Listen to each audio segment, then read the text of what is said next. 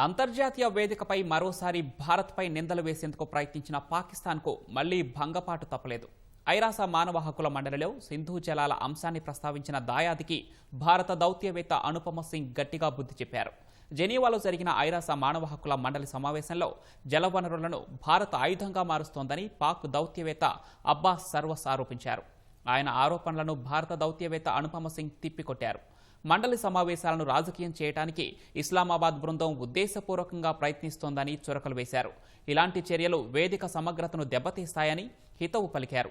1960లో సోదరభావం, స్నేహపూర్వక సంబంధాల ప్రాతిపదికన సింధు జలాల ఒప్పందం జరిగిందన్నారు. కానీ పాక్ సీమాంతర ఉగ్రవాదాన్ని ప్రోత్సహిస్తూ ఒప్పంద లక్ష్యాలను ఉల్లంఘిస్తోందని దుయ్యబట్టారు.